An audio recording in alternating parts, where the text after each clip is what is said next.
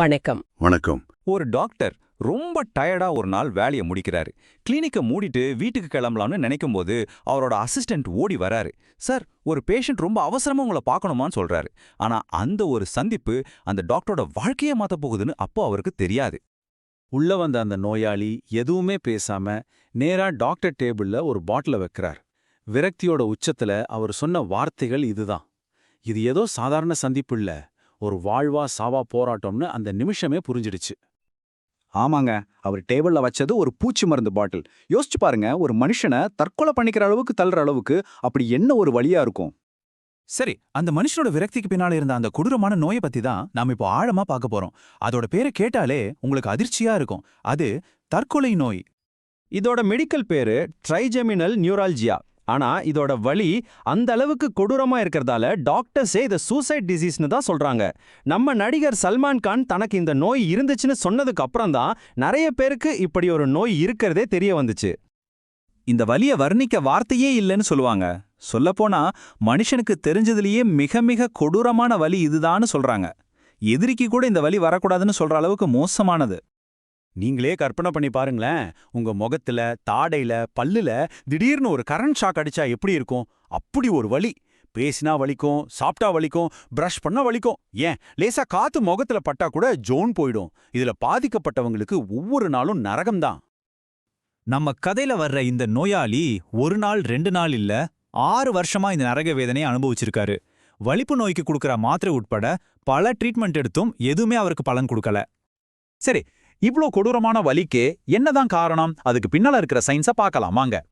இங்க பாருங்க, விஷயம் ரொம்ப சிம்பிள். நம்ம முகத்தோட உணர்வுகளை மூளைக்கு கொண்டு போற ஒரு முக்கியமான நரம்பு பேரு ட்ரைஜெமினல் நரம்பு. இந்த நரம்ப போய் ஒரு சின்ன இரத்த குழாய் அழுத்திக்கிட்டு இருக்கு. நம்ம இதயம் ஒவ்வொரு தடவை துடிக்கும் போதும் அந்த இரத்த குழாய் ஒரு குட்டி சுத்தியல் மாதிரி டக் டக்னு அந்த நரம்பு மேல அடிச்சுக்கிட்டே இருக்கு. வருஷக்கணக்கா இப்படி அடிவான்றதால அந்த நரம்போட பாதுகாப்பு உரை தேஞ்சு போயிடுது. இதுக்கப்புறம் என்ன ஆகும்? சும்மா தொட்டாலே மூளைக்கு அது தாங்க முடியாத வலியா மாறிடுது. இப்போதான் அசல் விஷயத்துக்கே வரும். இந்த மூல காரணத்தையே சரி பண்ற ஒரு அறுவை சிகிச்சை இருக்கு. அது எப்படின்னு பார்க்கலாமா?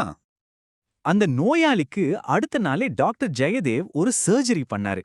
அதோட பேரு மைக்ரோவாஸ்குலர் டீகம்ப்ரெஷன், ஷார்ட்டா எம்பிடி. இதுதான் அந்த நோய்க்கான ஒரு நிரந்தர தீர்வா பார்க்கப்படுது.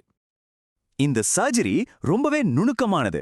டாக்டர்ஸ் என்ன பண்ணுவாங்கன்னா, அந்த நரம்ப அழுத்துற ரத்த குழாயை கண்டுபிடிச்சு அதை மெதுவா நகர்த்தி 2க்கும் நடுவுல ஒரு குட்டி டெஃப்லான் ஸ்பாஞ்ச் மாதிரி வச்சிருவாங்க. அவ்வளவுதான், அந்த குட்டி சுத்தியல் வேலை இனிமே நடக்காது. பிரச்சனை சால்வ்டு. இப்ப பாருங்க, மத்த ட்ரீட்மெண்ட்டுக்கும் இந்த எம்விடிக்கும் என்ன வித்தியாசம்னு. மத்த ட்ரீட்மெண்ட்ஸ் எல்லாம் ஊசி போட்டும் ரேடியேஷன் மூலமாவும் அந்த நரம்பையே டேமேஜ் பண்ணி வலிய தற்காலிகமா நிறுத்தும். ஆனா எம்விடி அப்படி இல்ல. அது பிரச்சனையின் ஆணி வேரையே சரி பண்ணுது.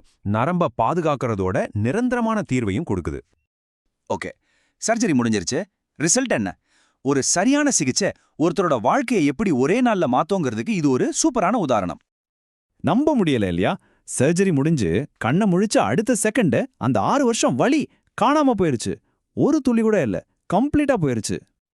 அடுத்த 2 நாள் அந்த மனுஷன் ஆனந்தத்துல அழுத்துக்கிட்டே இருந்தாராம். யோசிச்சு பாருங்க, பல வருஷத்துக்கு அப்புறம் வலிக்காம பேச முடியுது, வலிக்காம தண்ணி குடிக்க முடியுது. அது எவ்வளவு பெரிய விஷயம்.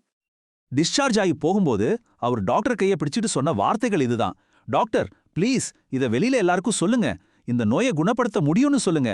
என்ன மாதிரி இனிமே யாருமே கஷ்டப்படக்கூடாது. இது அந்த ஒரு பேஷண்டோட கதை மட்டும் இல்ல.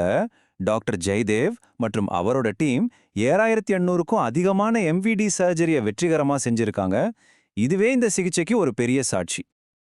நம்ம எல்லாரும் தெரிஞ்சுக்க வேண்டிய முக்கியமான விஷயம் என்னன்னா, இந்த தற்கொலை நோய் அப்படிங்கிறது ஒரு சாபம் இல்ல. இதுக்கு தீர்வு இருக்கு. இதை முழுமையா குணப்படுத்த முடியும். சயின்ஸ் ஒரு நோய்க்கு தீர்வை நம்ம கையில கொடுக்கும்போது அந்த நம்பிக்கைய வலியால அவதிப்படுற மத்தவங்க கிட்ட கொண்டு போய் சேர்க்கறது நம்மளோட கடமை தானே. இத பத்தி நீங்க என்ன நினைக்கிறீங்க?